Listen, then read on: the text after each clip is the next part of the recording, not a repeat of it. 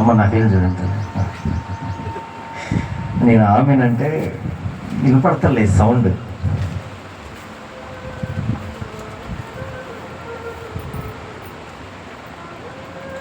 Jagepeta auto వచ్చాక ఒక చిన్న మాట చెప్తా. అప్పటి వరకు మనం ఏం చదువుకోవాలో అది చదువుకుందాం. సరే, ఈరోజు మరి మనం జ్ఞాపకం చేసుకునేటువంటి పాఠం పేరు ఏమిటంటే ఒబీడియంట్. ఏంటిదట?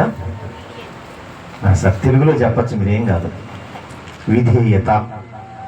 ఏంటిదట మన పాఠం పేరు? విధేయత అంటే ఒబీడియంట్, విధేయత. ఇది మన శుక్రవారంలో మనం ఒక పాఠాన్ని జ్ఞాపకం చేసుకున్నాం. ఏంటి పాఠం అంటే విక్టరీ అండ్ బ్లెస్సింగ్.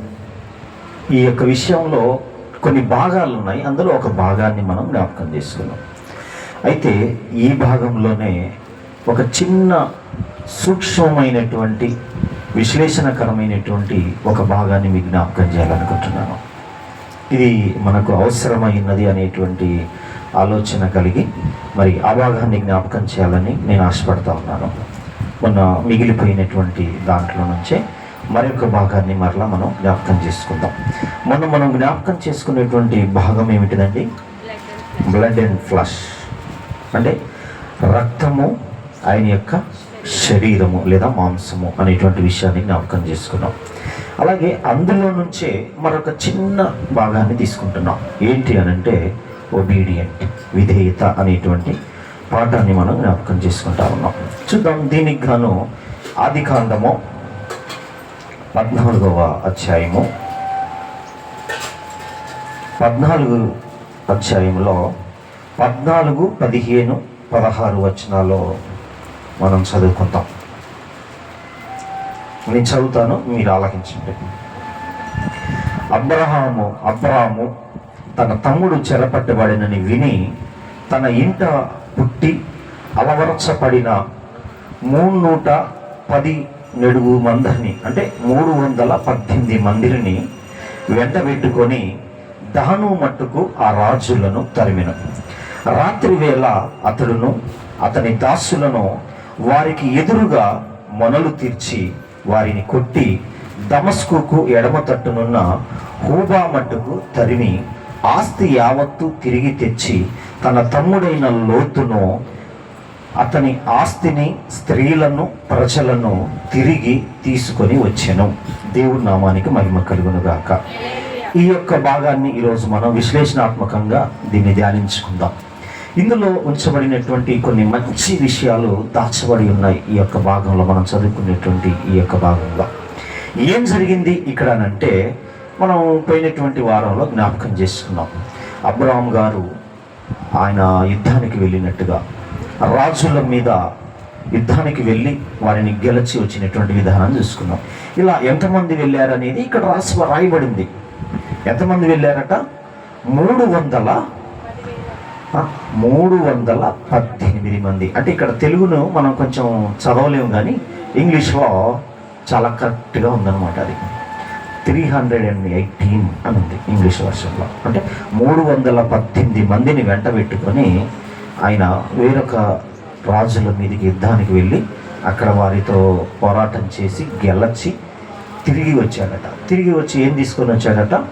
తన తమ్ముడైనటువంటి లోతును, ఆ లోతుకు కలిగినటువంటి ఆస్తిని, అతని యొక్క స్త్రీలను, ఇంకా పని వాళ్ళు ఎవరైతే ఉన్నారో, ఎవరినైతే తన ప్రజల్ని పట్టుకొని వెళ్ళారో ఈ ప్రజలందరినీ తీసుకొని వచ్చాడు. ఇది అక్కడ ఉన్నటువంటి భాగం. మరి ఇందులో ఏముంది? ఇందులోంచి మనం ఏం నేర్చుకోవచ్చు? ఇందులో నుంచి మనం జ్ఞాపకం చేసుకోవటానికి పెద్దగా ఏముంది ఇందులో? అయితే ఇక్కడ నేను కొన్ని విషయాలను నేను జ్ఞాపకం చేస్తాను. ఇవి సూక్ష్మమైనవి అని అన్నాను నేను మొదట్లోనే. అంటే ఏంటి? చాలా చిన్నవి, చాలా చిన్నవి, చాలా చిన్నవే కానీ చాలా పెద్దవి. అంటే ఇక్కడ ఉన్నటువంటి భాగము చాలా చిన్నది, కానీ అందులో నుంచి నేర్చుకోవాల్సినటువంటి విషయాలు చాలా పెద్దవి ఉన్నాయి. మనకి కంటిలో చిన్న నలుసు పడుతుంది. ఎంత చిన్నగా ఉంటుంది అంటే చాలా చిన్నది. అది కంటిలో ఉన్నంతసేపు అది మన కంటిలో ఎలా కనిపిస్తుంది అంటే చాలా పెద్దగా ఉంటుంది. అమ్మో ఏదో పెద్దది పడిపోయింది అన్నట్టుగా మాదిరిగా ఉంటుంది. తీస్తే ఇంతే ఉంటుంది, చాలా చిన్నది, కంటికి కనపడదు, అలా ఉంటుంది కదా. ఈ భాగం కూడా అలాంటిదే, ఈ భాగం కూడా అలాంటిదే. అయితే ఇందులో ఏం నేర్చుకోవచ్చు మనం? అసలు ఏం జరిగింది ఇక్కడ, ఏముంది ఇందులో మనం నేర్చుకోవటానికి అని అంటే, ఈ 318 మందిని గురించి ఈరోజు మనం జ్ఞాపకం చేసుకుంటున్నాం.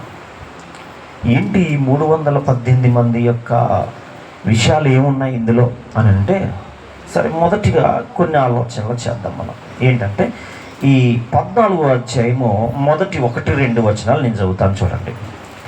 షీనారు రాజైన అమ్రాపేలు, ఎల్లాసరు రాజైన అరియోకు, ఏలాము రాజైన కదర్లా యోయోను, గోయీయుల రాజైన తీథాలు అను వారి దినములలో వారు సొదొమ రాజైన బెరాతోను, గొమెర్రా రాజైన బీర్షాతోను, అదా రాజైన షీనాబుతోను, సెలోయిల రాజైన షేమేబేరుతోను,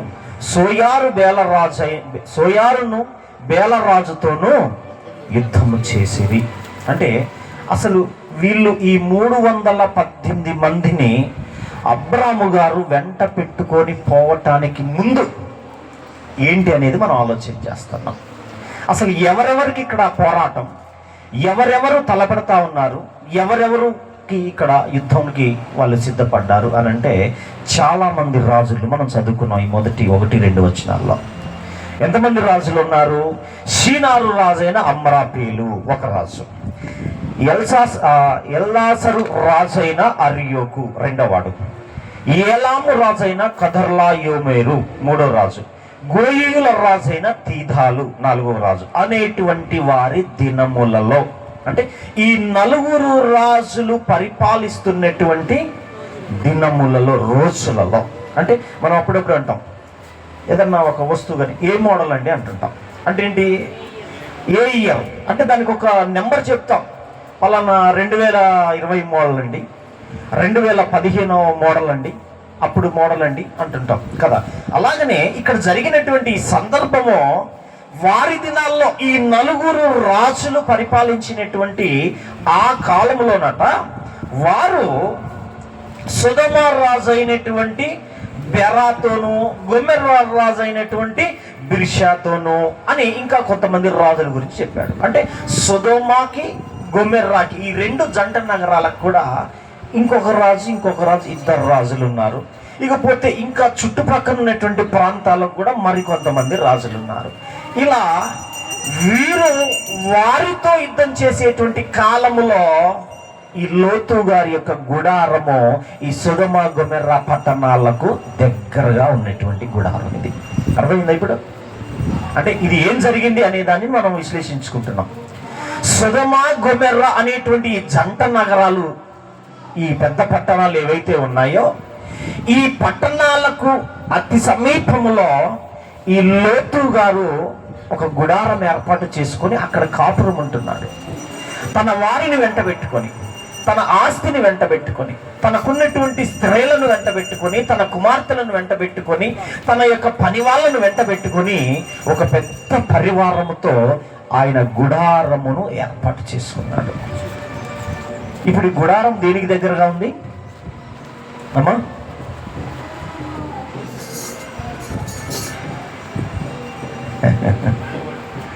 అమ్మా, ఈ లోతు గారి యొక్క గుడారం దేనికి దగ్గరగా ఉంది? మాకేం తెలుసండి అంటారా? సొదొమకును గొమెర్రాను 2 జంట నగరాలైనటువంటి ఈ పెద్ద పట్టణాలకు సమీపంలో ఈ లోతు గారి యొక్క కాపురం ఉంటున్నటువంటి గుడారం వేసుకున్నాడు మైదాన ప్రాంతంలో. ఇప్పుడు వేరొక 4 ఉన్నటువంటి రాజులు, మనం ఎవరి గురించి అయితే 4 రాజులు అని చెప్పుకున్నామో, ఈ 4 రాజులంతా కలిసి కూటమిగా ఏర్పడి ఈ సొదొమ గొమెర్రా పట్టణాల మీదికి యుద్ధానికి వచ్చారు. ఒక్కడొస్తే పర్వాలేదు, 2 వస్తే పర్వాలేదు, 4 కలిసి నలుగురు రాజులు, ఆ రాజుల కింద ఉన్నటువంటి పరివారము, అంటే ఆ సైన్యాన్ని వెంట పెట్టుకొని ఈ 2 పట్టణాల మీదకి యుద్ధానికి వచ్చారు. యుద్ధానికి వస్తే మరి ఆ నలుగురు ఈ 2 పట్టణాలు ఏం చేస్తారు? ఏం చేయలేరు కదా. ఆ సైన్యం ఎక్కువ, ఆ బలగం ఎక్కువ. కాబట్టి వారి బలముతో ఈ సొదొమ గొమొర్రా పట్టణాలను జయించి ఆ పట్టణాలకు చుట్టూ ఉన్నటువంటి ప్రాంతాలను ఆక్రమించుకొని వాటిని అంతటినీ కూడా తిరిగి వారి ప్రాంతాలకు తీసుకెళ్ళిపోయారు. అలా తీసుకెళ్ళిపోయినటువంటి వారిలోనే ఈ లోతు గారి యొక్క కుటుంబము, లోతు గారి యొక్క ఆస్తి, లోతు గారి యొక్క పశువులు, తనతో ఉన్నటువంటి ప్రజలు, వీరంతా కూడా వేరొక దేశాలకు తరలింపబడ్డారు. ఈ సంగతి ఎవరికి తెలిసింది? అబ్రాహాం గారికి తెలిసింది. మనం చదువుకున్నాం మొన్నటి దినాన.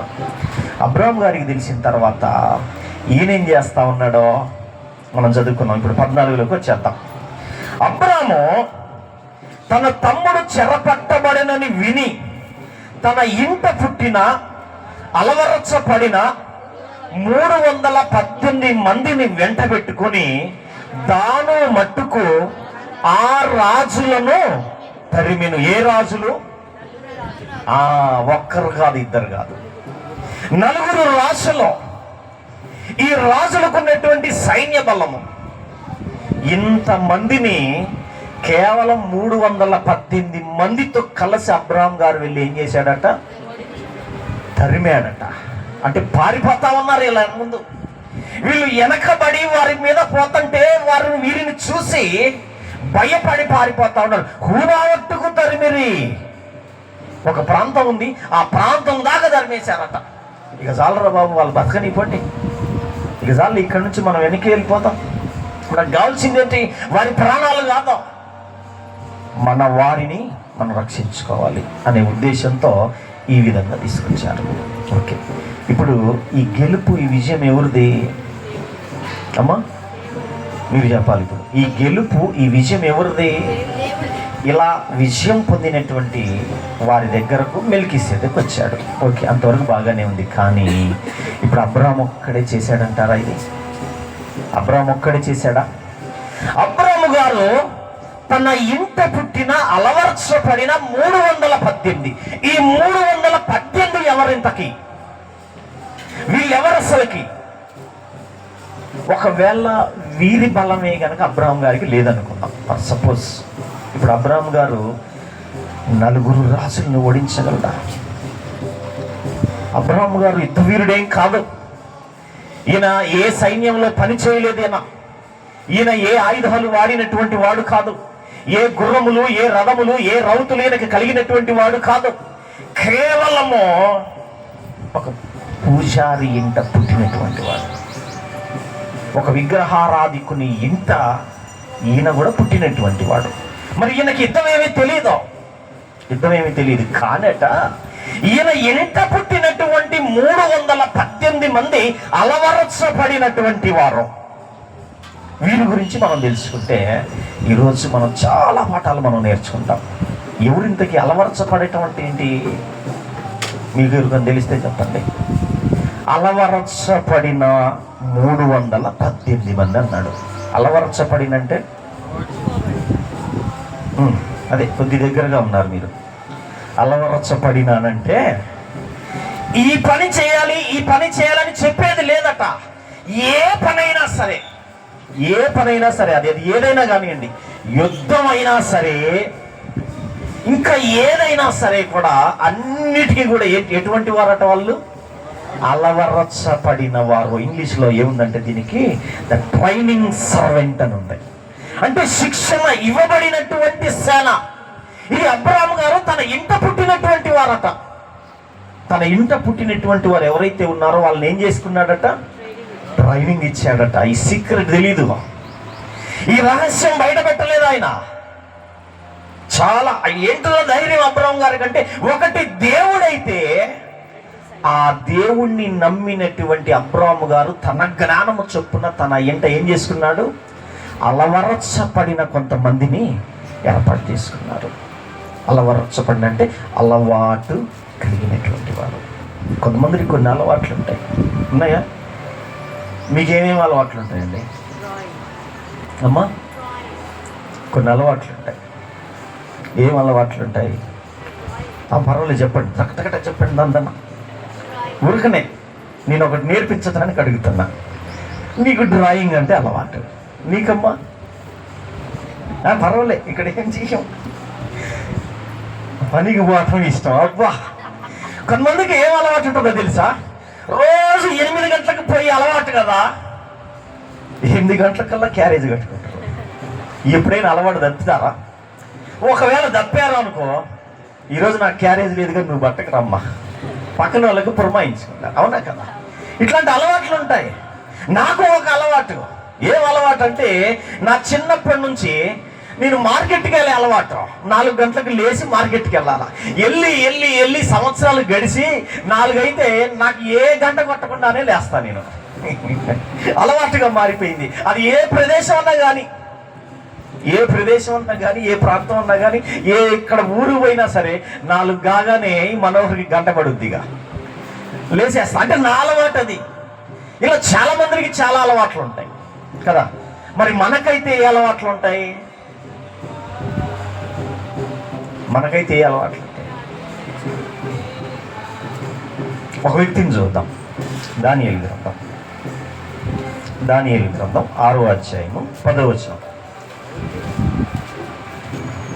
6వ అధ్యాయం 10వ వచనం. అమ్మ, మీరు చాలా త్వరగా, మనకు అక్కడ అంత సిస్టమ్ ఉంది, సిస్టమేటిక్ ఉంది. చెప్తాను తర్వాత దాని గురించి.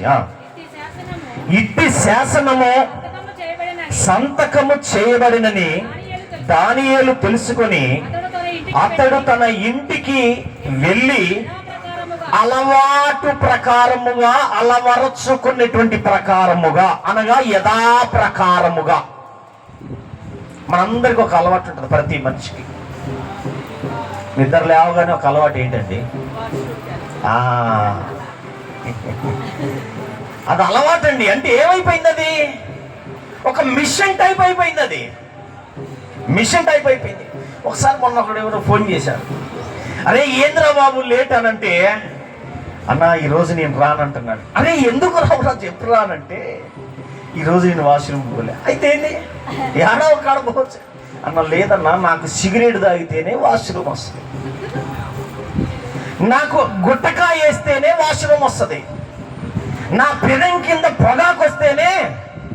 వాడికి ఒక అలవాటు, బాడీకి ఒక అలవాటు, వాడి శరీరానికి ఒక అలవాటు, వాడి లోపల ఉన్నటువంటి రక్తానికి ఒక అలవాటు వచ్చేసింది, వాడికి నరాలకు ఒక అలవాటు వచ్చేసింది. ఆ నరాలకు అలవాటు ప్రకారంగా పోకపోతే ఈ నరాలన్నీ కూడా ఒళ్ళుని వణికించేస్తాయి. ఒంటిలో జరగాల్సినటువంటి మిషన్ కార్యక్రమాలు ఆగిపోతూ ఉంటుంటాయి. ఇలా అలవాటట. దానియేలు గారికి ఏం అలవాటట?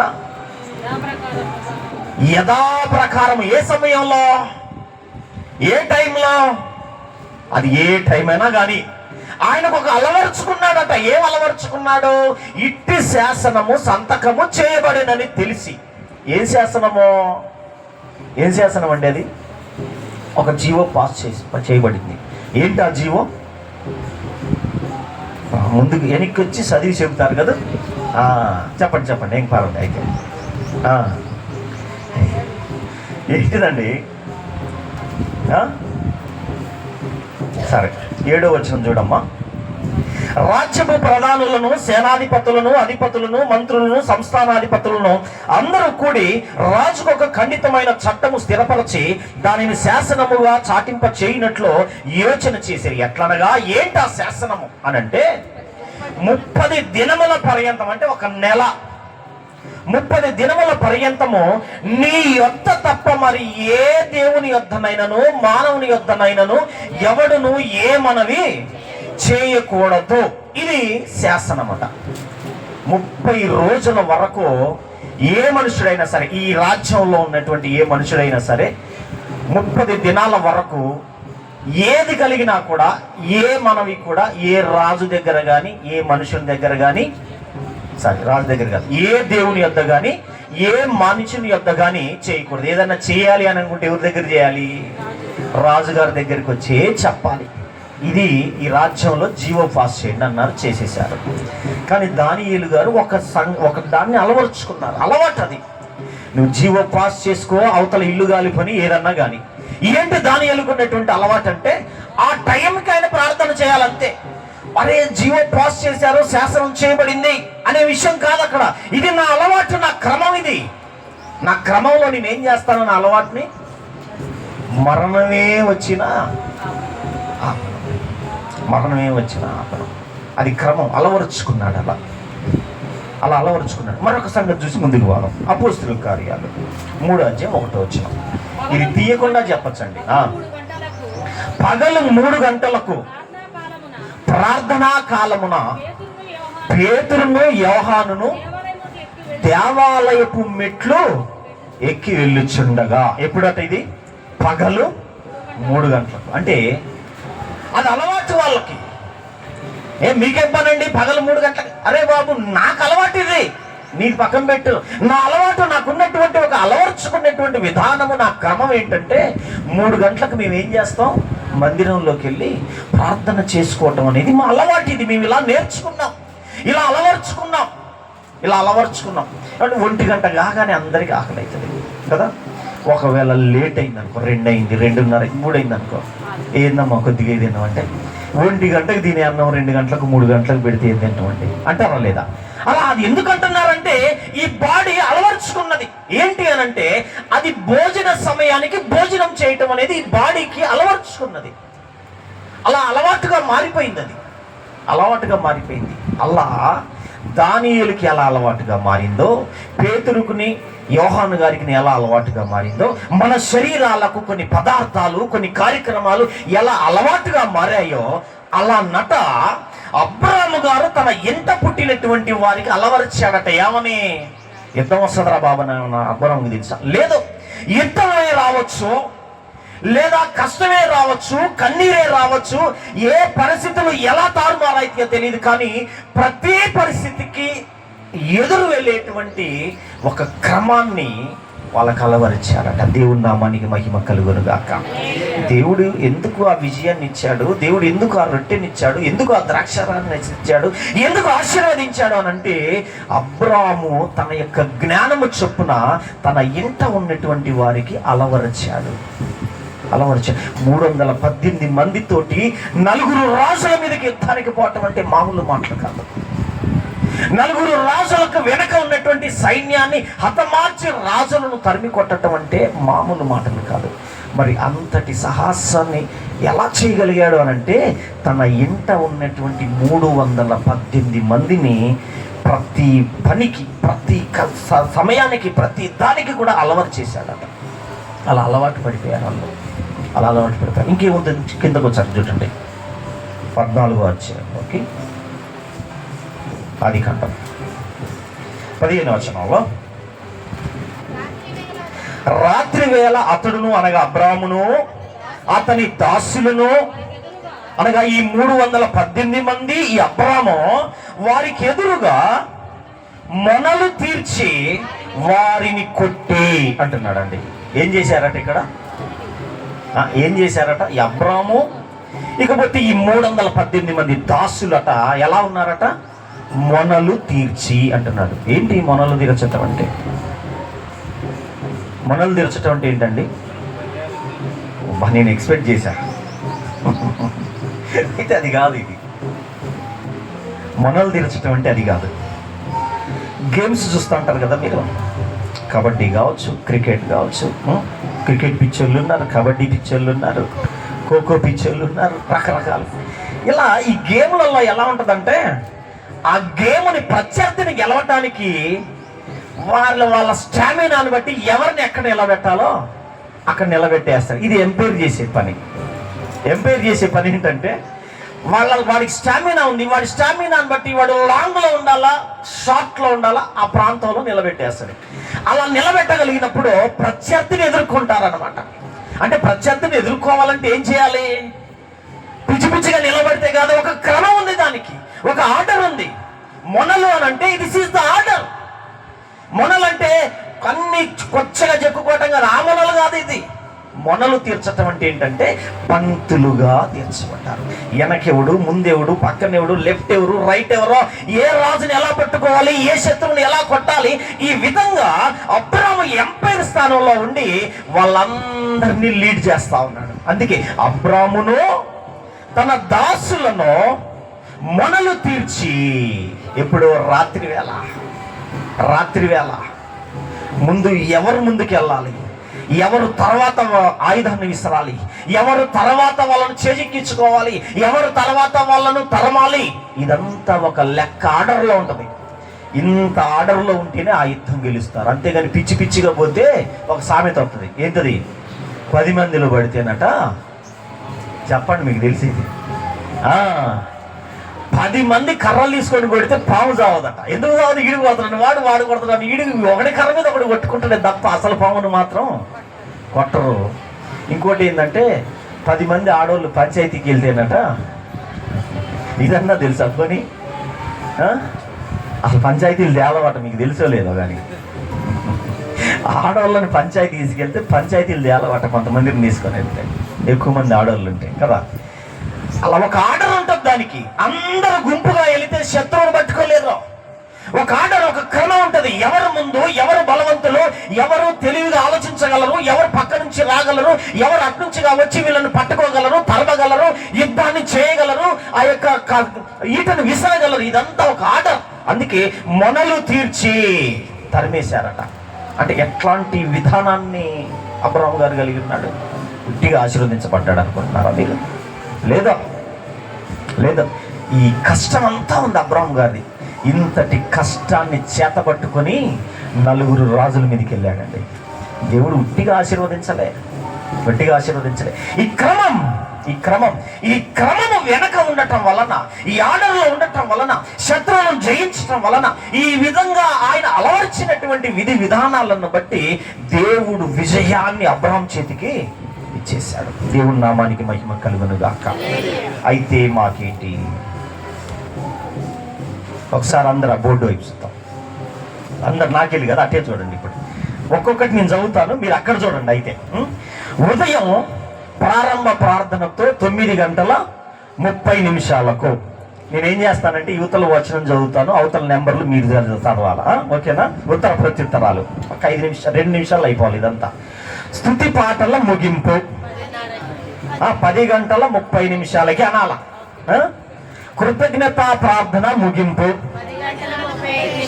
బైబిల్ పఠనము ముగింపు, సంఘ సహవాస ఆరాధన, సంఘ ప్రార్థన ఒప్పుకోలు, సాక్ష్యాలు మరియు ప్రకటనలు, మొదటి వర్తమానం, కానుకలు మరియు అర్పణల కొరకు పాట, ముగింపు వర్తమానం, ఆశీర్వాదం, ముగింపు ప్రార్థన. అంతటితో ఎండింగ్. ఇకపోతే కింద ఈ నెల కార్యక్రమాలు, అవన్నీ కూడా నెలలో జరిగే కార్యక్రమాలు. ఇదేమో ప్రతి వారము జరిగేటువంటి ఒక క్రమం కదా. ఇప్పుడు దానికి ఇక్కడ అబ్రాము గారికి సంబంధం ఏంటి అని అంటే, అబ్రాము గారు దీవించబడటానికి, అబ్రాము గారికి రొట్టె ద్రాక్ష రసం తీసుకురావటానికి, దానిని ఇచ్చి మరి దీవెనలు పొందటానికి అబ్రాము గారు ఒక క్రమమైనటువంటి పద్ధతి తన ఇంట ఉన్నది. తన కుటుంబంలో ఒక క్రమమైనటువంటి పద్ధతి. తన ఇంట పుట్టినటువంటి దాసులకు ప్రతి సమస్య ఎదురైనా కూడా, ఎటువంటి విపత్కరమైనటువంటి సమస్యలు వచ్చినా కూడా దానిని ఎదుర్కోగలిగేటువంటి 318 మందిని అలవర్చుకున్నటువంటి యోధులను తయారు చేశాడు. ఈ విజయానికి వెనుక ఉన్న కొన్ని కారణాలు, సూక్ష్మమైనటువంటి కారణాలు. ఈరోజు సంఘము విజయం సాధించాలి. సంఘములో వస్తున్నటువంటి విశ్వాసి తన కుటుంబంతో కలిసి విజయాన్ని సాధించాలి. ఇలా విజయం సాధించలేకపోతే అదేంటంటే మాకేం పని అంటే విజయాన్ని గురించి అని అంటే, బైబిల్ ఖచ్చితంగా ఏం చెప్తుందంటే, క్రైస్తవుడైన ప్రతి వాడు కూడా పోరాడవలసి ఉన్నదని బైబిల్ గ్రంథం చెప్తుంది. బైబిల్ పట్టుకున్న ప్రతి ఒక్కడు కూడా పోరాడవలసి ఉన్నదని బైబిల్ గ్రంథం చెప్తా ఉంది. బాప్తిసం పొందిన ప్రతి ఒక్కరూ కూడా, యేసును నమ్మిన ప్రతి ఒక్కరూ కూడా, యేసు నామాన్ని ఉచ్చరిస్తున్న ప్రతి ఒక్కరూ కూడా, ప్రార్థనతో మోకాళ్ళేస్తున్న ప్రతి ఒక్కరూ కూడా, ఆరాధిస్తున్నటువంటి ప్రతి ఒక్కరూ కూడా ఏముందట? పోరాడవలసి ఉంది, పోరాటం ఉందట. ఇరుకు మార్గమున ప్రవేశించుటకై మీరు పోరాడవలసి ఉన్నది. దేవుని నామానికి మహిమ కలుగును గాక. వైద్యుడైనటువంటి డాక్టర్గా వృత్తిరీత్యా డాక్టర్ అయినటువంటి లూకా గారు ఈ మాట రాస్తూ వచ్చాడు తన మాటల్లో. ఇరుకు మార్గమున ప్రవేశించ పోరాడుడి. ఇది పోరాటంతో కూడుకున్నది, ఊరకనే వచ్చేది కాదు. ఈ పోరాటంలో నీవు గెలవటానికే ఈ రొట్టె, ఈ ద్రాక్షరసం ఇక్కడ. దీని చేత నీవు ఆశీర్వదించబడాలని, దీని చేత నీవు బలపరచబడాలని. మరి క్రమమేది?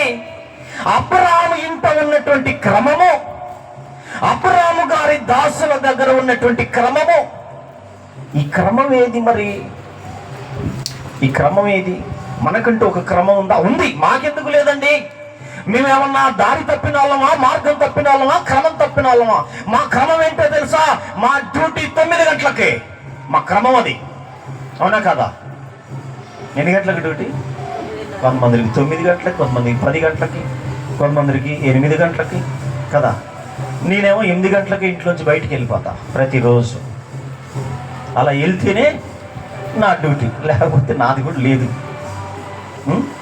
ఇలా ప్రతి ఒక్కరికి కొన్ని క్రమాలు ఉన్నాయి. ఎప్పుడైనా క్రమం తప్పామా? ఒకవేళ తప్పామనుకో, ఆ రోజు ఇంట్లోనే ఉండిపోతాం. అవునా కదా? అవునా కదా? ఒకసారి దేవుని నామానికి మహిమ కలుగును గాక గట్టిగా. ఎందుకంటే నా గురించి ఏందో చెబుతాడని నేను అర్థమవుతాను. అమ్మ మీ గురించి ఏం కాదమ్మా, నేను కూడా మీతో పాటే ఒకరిని కదా. నేను ఎంత స్పీడ్లో వచ్చాను తెలుసా? మా ఎడను పడేస్తాడా గట్టిగా పట్టుకొని కూర్చుంది. ఎందుకో బోర్డు పెట్టాలా, నువ్వేంది, నీ టైం ఏంది, నడవ తర్వాత సంగతి. బట్టలు తర్వాత రేపు ఉతుక్కో, సర్ది పెడితే పెట్టనీలే కానీ.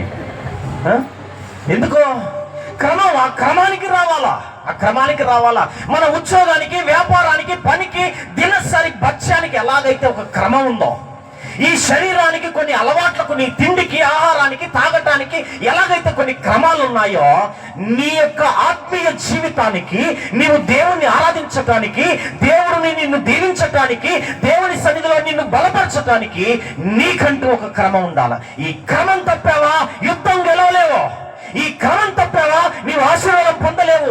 ఈ క్రమం తప్పావా నీవు బలపరచబడలేవో. దేవుని నామానికి మహిమ కలుగును గాక. చాలా మందికి సిల్లిగా ఉంది ఈ విషయం చెప్తా ఉంటుంటే. ఆయన అట్లే చెప్తాడులే. మా అయ్యగారు ఒక ఆయన చనిపోయింది పాపం అనేవాడు. ఏమన్నా తెలుసా? సాకలైనట వాగమ్మడికి పోయిందట బట్టలు ఉతకటానికి. ఒకటే ఉతుకుతుందట బండ మీద పెట్టి. అయితే ఈ బండ కింద కొన్ని కప్పలు చేరాయట. చెప్పాను, మళ్ళీ ఒకసారి చెప్తా, కప్ప సంగతి తెలియాలా. బండ కింద కొన్ని కప్పలు చేరాయట. వాడు ఉతుకుడికి డబేలు అని అంటుంటే ఇక అయిపోయిందిరా, ఈ బండి విరుద్ది, మనం నడువుల మీద పడుద్ది, మన ప్రాణాలు పోయినాయిరా అని అనుకుంటా ఉన్నారట. పక్కనున్న కప్పలు బెకబెక అసలు ప్రాణభయంతో అరుస్తూ ఉంటుంటే ఈ ఉన్నటువంటి కొన్ని కప్పలు ఆ మనోరు అట్ని మాట్లాడతాడులే, ఆ సాగులో అట్టే ఎదుగుతాడులే, ఆ ఏల్దాస్ అట్టే చెబుతాడులే, మీదేదో మీరు రారాదండి, మీకు ఎందుకు ఇవన్నీ, మీ ఆటో ఏదో మీరు చూసుకొని రారాదండి, మీ ప్రయాణం ఏదో మీరు రారాదండి. క్రమం తప్పినటువంటి కప్పలో, క్రమం తప్పుతున్నటువంటి విశ్వాసంలో, ఆశీర్వాదానికి నోచుకోలేనటువంటి క్రైస్తవులో, దేవుని యొక్క దీవెనలకు దూరమైపోతున్నటువంటి విశ్వాసంలో వద్దు. అబ్రాహాము గారు గెలవటానికి, విజయం పొందటానికి, విజయం సాధించటానికి వెనుక ఉన్నటువంటి సూక్ష్మమైనటువంటి కారణం ఏమిటంటే, మనం టకీమని చెప్పేది ఏంటంటే దేవుడు అంటే నీ ఇష్టం వచ్చినట్టు వచ్చి దేవుడే విజయం ఇస్తాడంటే అబ్రాహాము అలా రాలే. అబ్రాహాము చేరామాడయ్యా, నడవండ్రా, కట్టె తీసుకురా, కర్ర తీసుకురా, ఆ రాయి పట్టుకురా, ఆ గాడిదను తీసుకురా అని చెప్పి యుద్ధానికి పోతే ఎప్పుడు అయిపోయాడు. కానీ ఏం చేశాడు? మనం పోరాడవలసి ఉన్నది. మనకంటూ ఒక పోరాటం ఉంటుంది.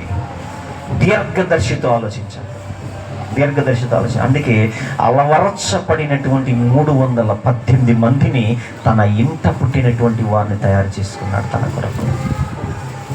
ఈ క్రమము ఆయనకు విజయాన్ని చేకూర్చింది.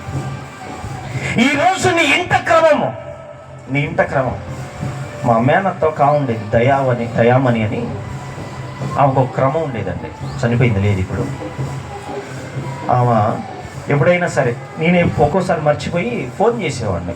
ఎప్పుడు 8 గంటలకు 8:30 ఆ టైంలో ఫోన్ చేస్తే ఫోన్ ఎవరు ఎత్తేవాళ్ళు కాదు. కోపం వచ్చేది నాకు బాగా. తర్వాతకి మళ్ళీ ఎత్తితే ఏందమ్మా ఫోన్ ఎత్తడానికి ఏంటి అది ఇదనంటే, అరే 8 గంటల నుంచి అందరం ప్రార్థనలోనే ఉంటాం, నువ్వు చేసిన వేస్ట్. ఒక క్రమం అది, వాళ్ళకు ఉన్నటువంటి క్రమం అండి అది. నీ ఇంట్లో ఇట్లాంటి క్రమం ఏదైనా ఉందా? నీకు ఎవరైనా ఫోన్ చేస్తే పలానా టైంలో పలానా స్వరూపరాని ప్రార్థనలో ఉంటుంది, ఈ టైంకి మనం ఫోన్ చేయకూడదు. పలానా మనిషి పలానా టైంలో మోకాళ్ళ ప్రార్థనలో ఉంటాడు, మనం ఈ టైంకి ఫోన్ చేయకూడదు. మనకి ఎప్పుడు ఫోన్ చేసినా హలో ఏంటి, క్రమం లేదు, మనకి క్రమం ఉండదండి. ఒక ప్రార్థన సమయానికి ఒక క్రమం ఉందా మన ఇంట క్రైస్తవ కుటుంబాల్లో? నీ పిల్లలకు కానీ నీకు కానీ నీ బైబిల్ కలిగినటువంటి మీ అందరిలో ఎవరికైనా క్రమం ఉందా? ఉందంటారా? అమ్మ నాకెళ్ళి చూడరా మీరు, అసలు ఏం తిట్టట్లే మిమ్మల్ని. నాకు కుటుంబం ఉంది, నాకు పిల్లలు ఉన్నారు, భార్య ఉంది, నా పనులు నాకు, నేను కూడా క్రమంలో ఉండాలి కదా. ఈ క్రమం నీ ఇంట లేకపోతే నీకేముండదు, నీకేముండదు, విజయము ఉండదు. క్రమం, క్రైస్తవ కుటుంబాలంటేనే ఒక క్రమం పద్ధతిలో అలవర్చబడినటువంటి వారు క్రైస్తవులు. కష్టం వచ్చినా, కన్నీరు వచ్చినా, విపత్తు వచ్చినా, ఏదైనా సరే ఒక అవమానం ఇంటి ముందుకు వచ్చినా కూడా ఇక ఎదుర్కొనేటువంటి అలవర్చబడినటువంటి క్రైస్తవ్యం అది కావాలి. అప్పుడు దేవుడు ఏం చేస్తాడు? విజయం ఇస్తాడు, విజయం ఇస్తాడు. కానీ అవేమీ లేక ఒక అవమానానికి లేదా ఒక విపత్కరమైనటువంటి పరిస్థితికి, ఒక సమస్యకు తల్లడిల్లిపోయి నిరసించిపోయి ఆత్మీయ జీవితంలో కొన్ని అడుగులు మరలా దిగజారిపోయి ఆ పరిస్థితి ఎక్కడదో తెలుసా? ఎక్కడదనుకుంటున్నారు? నీవు అలవర్చబడట్లేదో, నీవు అలవర్చబడలేదో, ఒక క్రమమైనటువంటి స్థితిలో నీ కుటుంబం లేదో. అందుకే ఏదైనా పరిస్థితి రాగానే దానియేలు గారికి పరిస్థితి వచ్చింది. ఏం పరిస్థితి? ఎవడైనా సరే 30 దినాలు ఎక్కడైనా సరే మోకరిల్లినా, ప్రార్థించినా, విజ్ఞాపన చేసినా, మనవి చేసినా వాడిని ఏం చేయాలి? సింహాల బోనులో వేయాలి, సింహాల బోనులో వేయాలి. కష్టం వచ్చింది దానియేలు గారికి. ఏం చేయాలి మరి? నేను నా దేవుని స్తుతించేటువంటి ఒక క్రమం అలవరుచుకున్నానే నేను. ఇప్పుడు ఈ జీవనం ఏం చేయాలి? ఈ శాసనాన్ని ఏం చేయాలి? ఈ మరణకరమైనటువంటి సంతకము చేయబడినటువంటి ఇట్టి శాసనం సంగతి విషయమై నేనేం చేయాలి? ఏదేమైనా కానీ, ఏ పరిస్థితి అయినా సరే నాకంటూ ఉన్నటువంటి క్రమం ఏంటంటే, నా దేవుణ్ణి నేను ఆరాధించకుండా ఈ క్రమంలో వెళ్ళాడు. సింహాల నోళ్ళు మోయించబడ్డాడు. దేవుని నామానికి మహిమ కలుగును గాక. ఈరోజు ఎన్నో గర్జించేటువంటి సింహాలు నీ కుటుంబం మీద వస్తూ ఉంటుంటే, నీ పిల్లల మీదకి వస్తూ ఉంటుంటే, నీ మీదకి వస్తూ ఉంటుంటే, సమాజంలో నుంచి, కుటుంబీకులలో నుంచి, ఎన్నో చుట్టుపక్కల ఉన్నటువంటి స్నేహితుల మధ్యలో నుంచి, ఎన్నో పరిస్థితుల్లో నుంచి అవతారాలు, రూపాలు మార్చుకొని నీ ఇంటి మీదికి, నీ మీదికి గర్జించు సింహాలు వస్తూ ఉంటుంటే ఎందుకు ఈరోజు బలైపోతున్నామో తెలుసా? మనం ఏమి లేదో ప్రార్థన కాదమ్మా, నీ కుటుంబంలో ఆధ్యాత్మికమైనటువంటి క్రమము లేదు, ఆధ్యాత్మికమైన క్రమం లేదు. బైబిల్ ఉంటే సరిపోలేదా? నువ్వు ప్రార్థన చేస్తే సరిపోలే. ఒక క్రమం, నీకు ఒక క్రమం, నీ పిల్లలకు ఒక క్రమం, ఆధ్యాత్మికమైనటువంటి క్రమం. ఇంతకుముందు ఒక క్రమం ఉండేది. 7 గంటలు కాగానే అందరు టీవీల ముందుకు పోయేది. ఒక క్రమం తెలుసా? సీరియళ్ళ కోసం కదా. అందుకే ఈ క్రమంలో ఉండాలి. ఈ క్రమంలో క్రైస్తవ్యం లేకపోతే ఓటమి పాలైపోతాం. ఈ క్రమంలో క్రైస్తవ్యం లేకపోతే పలానా టయానికి నేను ప్రార్థన చేస్తాను, ఒక క్రమం, ఇది అలవాటుగా మారిపోవాలి. కడుపులో నొప్పి వచ్చి లేదో వాష్రూమ్కి లేవటం, ఇది క్రమం కాదు. ఈ టైం కాగానే నేను మోకరించేటువంటి క్రమం నాది. నా మోకాళ్ళకు నేను నేర్పాలి, నా శరీరానికి అలవర్చబడాలి, అది అలవర్చబడాలి. ఈ క్రమంలో నేనుంటే, నా కుటుంబం ఉంటే, ఏ సమస్య వచ్చినా, ఏ విపత్తు వచ్చినా, ఏ యుద్ధం వచ్చినా, ఏ శత్రువు వచ్చినా, ఏ సింహం వచ్చినా విజయం ఇచ్చేది ఎవరు? దేవుని నామానికి మహిమ కలుగును గాక.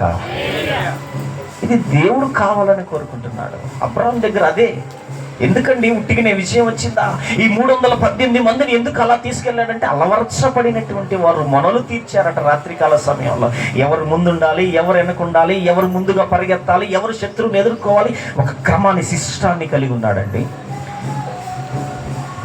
ఈరోజు కూడా ఎన్నో కార్యాలయాల్లో ఒక సిస్టమ్ ఉంటుంది. ప్రతి రక్షణ శాఖలో ఒక సిస్టమ్ ఉంటుంది, న్యాయ వ్యవస్థలో ఒక సిస్టమ్ ఉంటుంది, ప్రతి దాంట్లో ఒక సిస్టమ్ ఉంటుంది. నీ క్రైస్తవ జీవితానికి ఎందుకు క్రమం లేదు? ఎందుకు ఒక సిస్టమ్ పెట్టుకోలేదా? ఎందుకు సిస్టమ్ పెట్టుకోలే? చెప్పుతున్నా ఇంకా ఇంకా ఇంకా ఇంకా బండ కింద కప్పల మాదిరిగా ఆడు అట్నే మాట్లాడతానులే, వాడు అట్నే కొడతానులే, ఈ బండ పగలదు, వాడు కొట్టడు, అంతే ఇక కదా. ఏదో ఒక రోజు బండ పగిలిపోతే నీ నడువులు ఇరిగిపోతాయి. జాగ్రత్త. దయచేసి దేవుని యొక్క సన్నిధిని అవమానపరచకూడదు. దేవుని యొక్క సన్నిధిని ఆలస్యము చేయకూడదు. దేవుని యొక్క సన్నిధిలో ఆలస్యముగా రాకూడదు. ముందే వచ్చేయాలి. ఒక క్రమాన్ని నేర్చుకో. ఇప్పటికైనా ఒక క్రమాన్ని పెట్టుకో. ఉపవాసం ఉండిరా. ఏదో ఒక పిచ్చి బట్టలు వేసుకున్నారా, కానీ క్రమాన్ని మాత్రం పాటించు. అబ్రాము గారు తన ఇంట ఉన్నటువంటి దాసులకు ఇటువంటి క్రమాన్ని నేర్పించడం వలన ఒక గొప్ప విజయాన్ని చూస్తూ వచ్చాడు. ఓ గొప్ప ఆశీర్వాదాన్ని, నిత్య జీవానికి సంబంధించినటువంటి సాదృశ్యమైనటువంటి యేసు ప్రభుల వారి రక్తము, శరీరము ప్రారంభములోనే అబ్రాము గారికి ఇవ్వబడింది. నిత్య జీవానికి అబ్రాము గారు ఆహ్వానించబడుతూ వచ్చారండి. దేవుని నామానికి మహిమ కలుగును గాక. ఇట్టి క్రమాన్ని నీ ఇంట, నీ కుటుంబీకుల మధ్యలో, నీ సంఘంలో నీవు కలిగి ఉంటే ఎన్నో పోరాటాలను నీవు ఎదుర్కోవచ్చు. దేవుడు ఈ మాటలు దీవించును గాక.